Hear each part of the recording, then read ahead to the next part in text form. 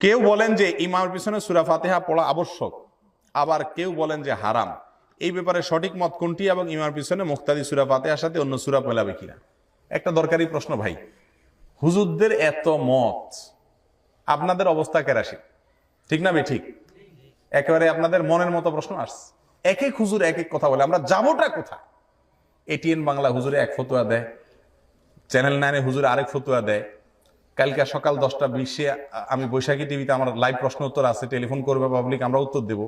একই সময় চ্যানেল আইতেও আছে, চ্যানেল আইয়ের হুজুর আরেক উত্তর দিবে, আমি বৈশাখী টিভিতে আরেক উত্তর দিব, আর টিভিতে আমি আরেক উত্তর দিই। এখন এই যে হুজুরদের এক একজন, টিভির হুজুর না, শুধু মসজিদের হুজুরদের মধ্যে এখন কি মানে মত পার্থক্য আছে না নাই? এক মাহফিলে একটা শোনেন, আপনারা কোন দিকে যাবেন?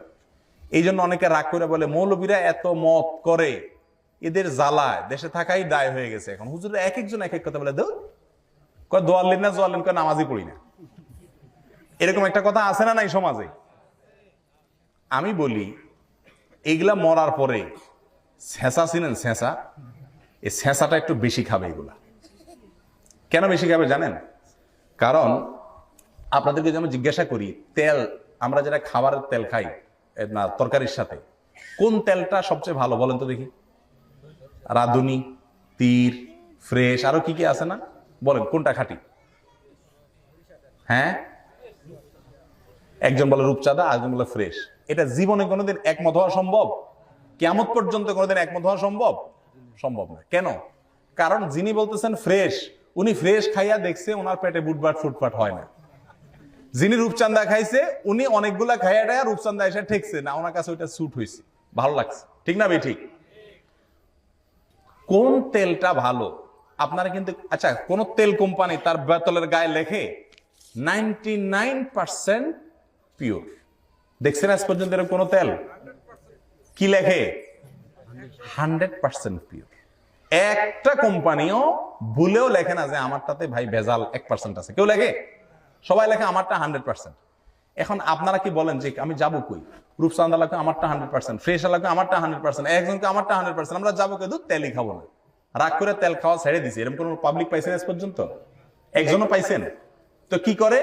ওই যে বললাম, একদিন রূপচাঁদা খায়, কয়দিন খায়, খাইয়া দেখে কি হাল, এরপরে ফ্রেশের দাম কত, দেখতে কেমন, খাইয়া দেখে কি, এরকম কয়েকটা যাচাই বাছাই করে যেটা বেশি ভালো মনে হয় সেটা সে ব্যবহার করে, ঠিক না? ঠিক দুনিয়ার বেলাটা খুব ভালো বুঝি আলহামদুলিল্লাহ, ওয়াজ নসিহত করা লাগে না। দিনের ব্যাপারে এত ওয়াজ করার পরও সোজাকরণ যায় না, এরপরে হুজুররা এত মত কেন? আরে ভাই হুজুরদের মত কেমন পর্যন্ত থাকবে? এর ভিতরে কোনটা বেশি সঠিক সেটা জানা, যাচাই করা, নিজের বিবেককে খরচ করার দায়িত্ব আপনাদের। সেটা না করে যে হুজুরদের উপরে দোষ দিয়া যান, ওই যে বলছি শুরুতে, ছেঁচাটা বেশি করে খাইতে হবে।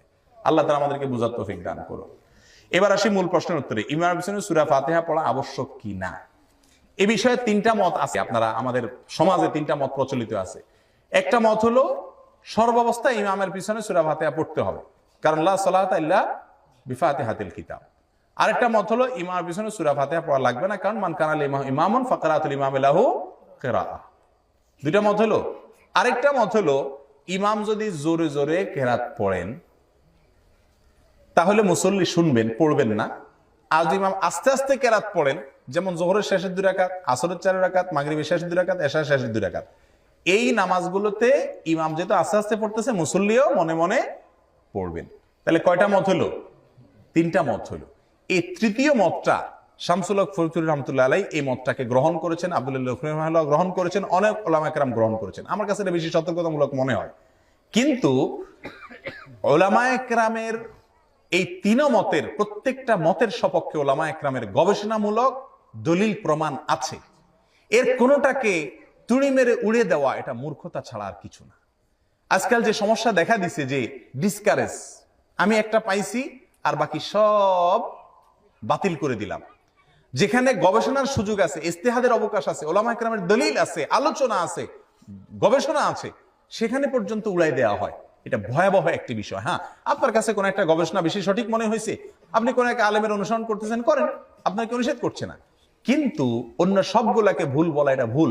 নবী সাল্লাল্লাহু আলাইহি সাল্লাম বলেছেন, এই যে হিজবুত তাওহীদের পরে এই হাদিসটা আমি বলি, মান ক্বালা হালাকান নাস ফাহুয়া আহলাকুহুম, যে বলবে সব সমাজে হালাক হয়ে গেছে, রাসূল সাল্লাল্লাহু আলাইহি ওয়াসাল্লাম বলেন ওই লোকটা হলো সবচেয়ে বেশি হালাক।